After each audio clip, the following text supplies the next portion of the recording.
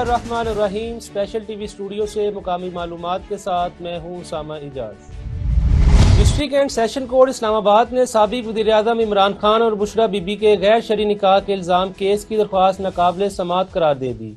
Civil जज नसर मिनल्ला ने महफूज फैसला सुनाते हुए कहा कि इद्दत में निकाह के केस की दरख्वास्त अदालत के दायरे इख्तियार से बाहर है। मुल्क भर की तरह मिंचनाबाद में भी महंगाई का जिन बेकाबू महंगाई ने गरीब का जीना मुहाल कर दिया। महंगाई की चिक्की में फिसे अवाम को ग़ज़ाई बुरहान ने भी घेर लिया। पेट्रोल, बिजली, गैस की बढ़ती कीमतों से अभी अवाम उठ नहीं पाए कि आटा, सब्जियों और दालों की कीमतों ने मजीद चकरा कर रख दिया। मजीद देखते हैं हमारे नुमाइंदा चौधरी मोहम्मद इस्माइल की रिपोर्ट में। जी तफसीलात से आगाह कीजिएगा। जी बिल्कुल, महंगाई मुकाने वाली हुकूमत ने जो नारा लगाया था, आज उसके बावजूद भी गरीब को मुकाना शुरू कर दिया है। महंगाई ने गरीब का जीना हराम कर दिया है। हमारे साथ कुछ शहरी मौजूद हैं, उनसे जानते हैं। तो आप क्या कहना चाहेंगे? आज से कुछ 13 माह पहले तकरीबन 17 पार्टियों ने यह नारा लगाया था कि हम महंगाई मुकाएंगे, लेकिन उसके बावजूद महंगाई इतनी हो गई है कि आसमान से बातें कर रही है। इस पर आप क्या कहना चाहेंगे? महंगाई तो भाईजान जब से हुकूमतें बनी हैं, जब से कोई भी हुकूमत आई है, महंगाई तो बढ़ती जा रही है। आज के वक्त दौर में आप देख सकते हैं ना, देखें आटे की थैली कहाँ है, पाँव की जूती लेने के लिए भी लालून वाली भी भाई 500 रुपये की लेनी पड़ती है।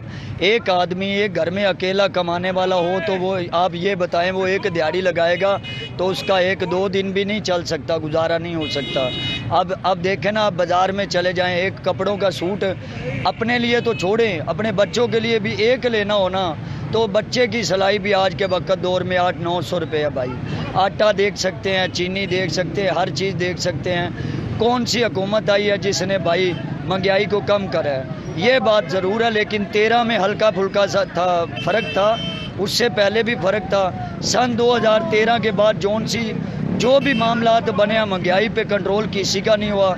लेकिन गुजारिश ये है कि हुक्मरान ऐसा लेके आए जो आवाम के तहफ़्फ़ुज़ के लिए हो और महंगाई को कंट्रोल करने के लिए हो।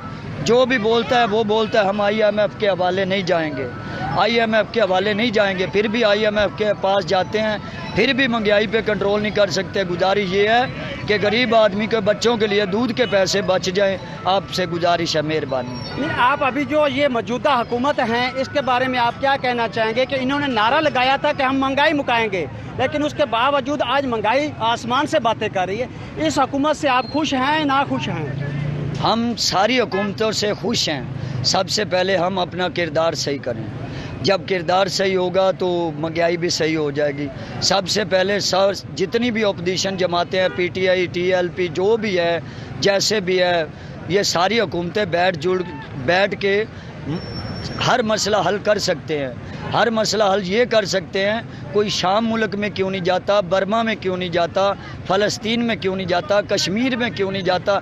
जो जाता है उसको बोलते हैं ये गलत करके आया है, ये सही नहीं करके आया। ये हुकूमतें मिलजुल के कैसे बैठे? एक की हुकूमत आती है वो दूसरों से अपने बदले लेना शुरू कर देती है, दूसरों की हुकूमत आती है वो पहले वालों से अपने बदले लेना शुरू कर देती है। इन्हें जेलों में डालो, इन पे पर्चे कराओ, वो इसी काम पे लगे। गरीब का तो किसी ने भी नहीं सोचा। ये 76 साल से ये काम चल रहा है। अगर 76 साल में से 50 साल में भी कम हो जाता ना, काम पे कंट्रोल हो जाता, तो हमारी आज आला तालीम, हमारा बच्चा आला तालीम हासिल कर सकता था। अब स्कूलों की हालात देख लें, ग्रांट खा लेते हैं। सड़कों का हालात देख लें, पंजाब में 1 बनी है, 10 नहीं बनी, और 10 बनी है तो 20 नहीं बनी। हम कहाँ जाएं, क्या करें? हम तो मजदूरी के लिए तरस गए हैं। यकीन माने, आज हम सूट नहीं खरीद सकते, घर का राशन नहीं खरीद सकते। अगर 1000 रुपये दिहाड़ी है, आज के वक्त दौर में जैसा वक्त दौर है, 2000 रुपये भी दिहाड़ी अगर कोई घर में लेके जाएगा ना, तो उसका 1 दिन भी नहीं निकलेगा। एक तो दिन तो दूर की बात है, 1 घंटा भी उसका निकल जाए तो मैं आपको मान जाऊंगा कि ये हुकूमत चल रही है। हुकूमत आप ऐसा बनाएं कि जो 10 साल के लिए हो। हुकूमतें बनाते बनाते आपकी ज़िंदगी ख़त्म हो जाएगी, हुकूमतें आप नहीं बना सकते। ये बात है, आप हुकूमत बनाएं, उसको रजिस्टर शुदा करें। कम से कम एक हुकूमत, अच्छी हुकूमत को चुन के 15 साल उसको देंगे तो हमें कोई ना कोई निज़ाम नज़र आएगा। अगर 15 साल आप नहीं दे सकते तो फिर आप क्या हुकूमत लाएंगे? कि कोई हुकूमत नहीं चलेगी। आवाम एक न एक दिन ऐसे निकलेगी, सबको फांटा लगाएगी। जितनी भी जमातें हैं, चाहे नून लीग है, PTI है, یا کوئی بھی جماعت ہے نا اس کو پھینٹا لگائے گی. عوام روڑے میں ہے. حکومتوں کا کیا ہے بھائی؟ یہ جیسا کہ آپ شہریوں کے بیانات سن رہے تھے کہ یہ جو حکومتیں ہیں ان کی آپس میں ہی نہیں بنتی. یہ مل جل کر بیٹھ کر اگر یہ فیصلے کریں، غریب کا سوچے تو مہنگائی کم ہو. کیمرہ ٹیم کے ساتھ چودھری محمد اسماعیل، اسپیشل ٹی وی، منچن آباد. لاہور الیکٹرک سپلائی کمپنی کے چیف ایگزیکٹو انجینئر شاہد حیدر اور ڈائریکٹر جنرل آڈٹ پاور شیخ ندیم امجد کے مبین لیسکو کے آڈٹ کے لیے معیاری آپریٹنگ طریقہ کار واضح کرنے کے حوالے سے میٹنگ کی گئی. اس حوالے سے مزید جانتے ہیں اس رپورٹ میں. Lahore electric supply company LESCO کے چیف ایگزیکٹو انجینئر شاہد حیدر اور ڈائریکٹر جنرل آڈٹ پاور شیخ ندیم امجد کے مابین لیسکو ہیڈ کوارٹر میں میٹنگ کی گئی، جس میں customer service director Rai Muhammad Asghar, chief finance officer Bushra Imran, general manager technical Amir Yasin, Tahir Mian, Asif Majid, audit branch سے شاہد یوسف بٹی اور محمد فرحان نے شرکت کی. اعلامیے کے مطابق یہ باہمی طور پر طے پایا کہ آڈٹ کے معیار کو بہتر بنانے کے لیے SOPs واضح کیے جائیں. اس بات پر زور دیا گیا کہ تمام متعلقہ آڈٹ ریمارکس کو ٹکڑوں میں پیش کرنے کی بجائے ایک ہی وقت میں مطلع کیا جائے گا تاکہ پراز کی تصدیق کے لیے روزانہ ریکارڈ فراہمی سے بچا جا سکے. ڈائریکٹر جنرل آڈٹ پاور شیخ ندیم امجد کا کہنا تھا کہ ہدایت کی خلاف ورزی کی صورت میں متعلقہ آڈٹ آفیسر ذاتی طور پر ذمہ دار ہوگا. مزید برآں لیسکو کی طرف سے فراہم کردہ دستاویزات پر آڈٹ آفیسر کے اعتراضات معقول اور منطقی ہونے چاہیے.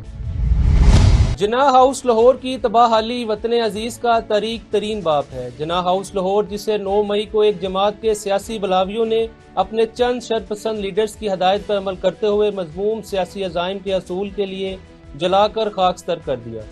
آئیے اس حوالے سے مزید دیکھتے ہیں اس رپورٹ میں.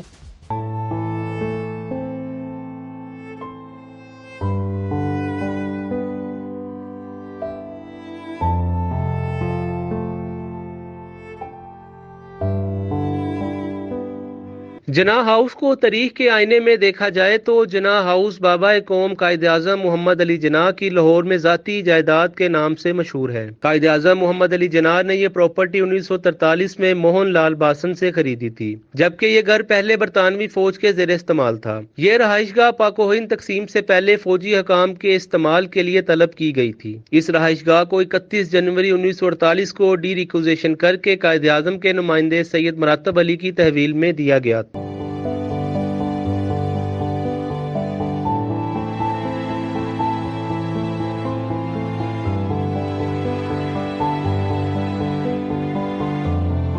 جناح ہاؤس میں قائد اعظم محمد علی جناح کے استعمال کی نادر و نیاب اشیاء سنبھال کر رکھی گئی تھیں. بابائے قوم کی کثیر تاریخی تصاویر، زیر استعمال صوفہ سیٹ، نوکر ٹیبل، کرسیاں، سگار دان، گلدان، بستر، جوتے اور کپڑوں سمیت 1500 سے زائد تاریخی چیزیں جناح ہاؤس کے 3 مختلف کمروں کی زینت تھی. یہ سب کچھ 9 مئی سے قبل بالکل محفوظ تھا، لیکن شرپسندوں کے دنگا فساد کے دوران قائد اعظم محمد علی جناح کی تمام تر چیزیں جلا کر خاکستر کر دی گئیں اور پورے گھر کو آگ کے شعلوں کے سپرد کر دیا گیا. جناح ہاؤس کی باقی مانندہ اشیاء میں فقط جلی ہوئی چند دیواریں، قائد اعظم محمد علی جناح کا جلا ہوا پاسپورٹ، جو من حیث القوم پوری قوم سے اپنی بے بسی کا سوال کرتا رہے گا. مشتعل شرپسندوں نے باقاعدہ منصوبہ بندی کے ساتھ اس تاریخی رہائش گاہ پر حملہ کیا اور رہائش گاہ میں موجود سارے سامان کو لوٹ مار کا نشانہ بنایا. 9 مئی کو سیاسی بلاویوں اور شرپسندوں نے جناح ہاؤس کو جلا کر پاکستان کی تاریخ میں ایک سیاہ باب رقم کیا ہے.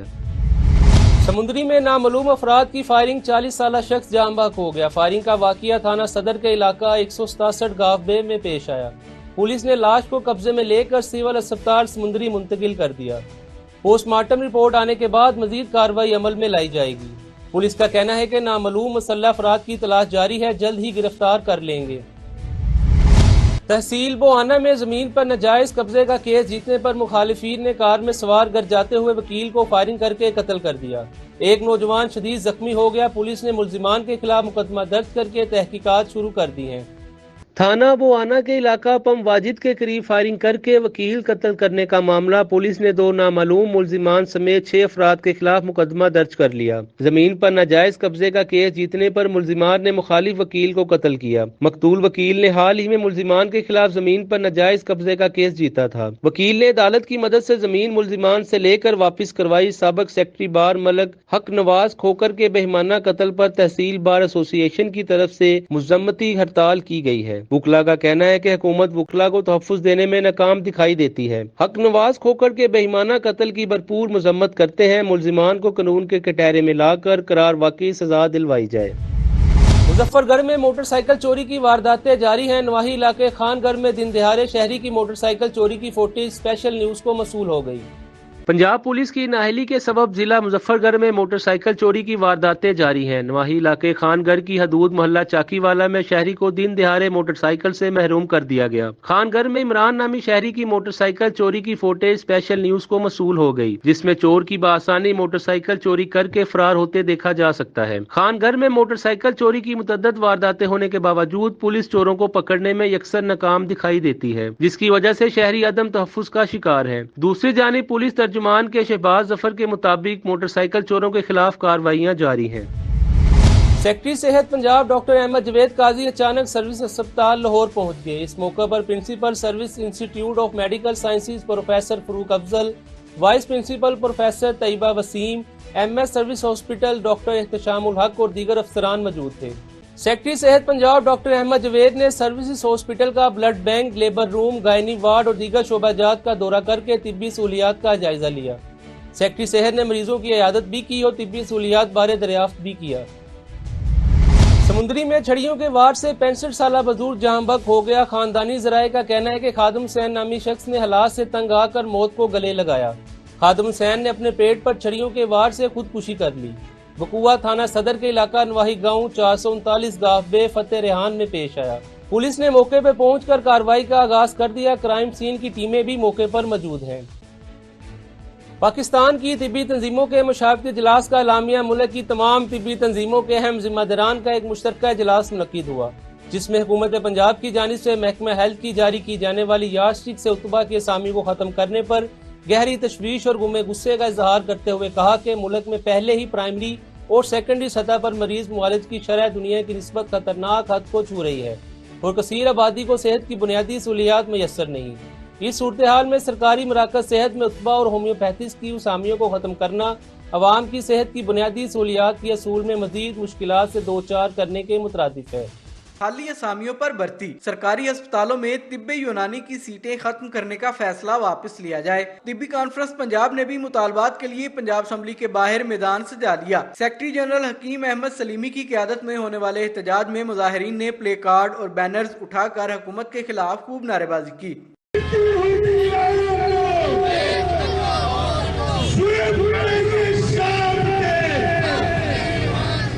طبی کانفرنس پنجاب کے سیکرٹری جنرل حکیم احمد سلیمی کا کہنا تھا کہ پنجاب بھر میں سرکاری ہسپتالوں میں قائم طب یونانی کی اسامیوں کو ختم کرنے کا فیصلہ فوری واپس لیا جائے۔ Primary and secondary health department حکومت پنجاب نے ایک سمری کابینہ کو بھجوائی ہے، جس میں جو 140 کے قریب اطباء کی اسامیاں تھی اسپتالوں میں، ان کو ختم کرنے کی ایک سمری بھجوائی ہے۔ اس کا جواز یہ بنایا گیا ہے کہ یہ اسامیاں کافی عرصے سے خالی تھیں اور ان پر بھرتی نہیں کی جا رہی تھی، اور بھرتی نہ کرنے کو وجہ بنا کر یہ سیٹیں مستقل ختم کرنے کی سمری تیار کی گئی ہے۔ احتجاج میں شریک مظاہرین نے کہا کہ حکومت خالی اسامیوں کو پر کرنے کی بجائے ختم کرنا چاہتی ہے، جو کہ کسی صورت قابل قبول نہیں۔ سرکاری ہسپتالوں میں طب یونانی کا شعبہ فعال کیا جائے۔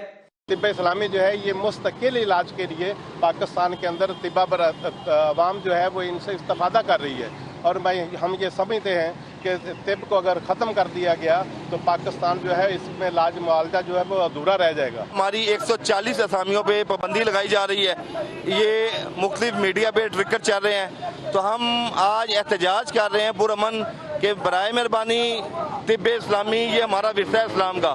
طبی کانفرنس پنجاب نے حکومت سے مطالبہ کیا کہ سرکاری ہسپتالوں میں طب یونانی کی بھرتیوں سمیت تمام مسائل کو فوری حل کیا جائے۔ اسپیشل ٹی وی سے فی الوقت اتنا ہی۔ مزید معلومات کے لیے دیکھتے رہیے اسپیشل ٹی وی۔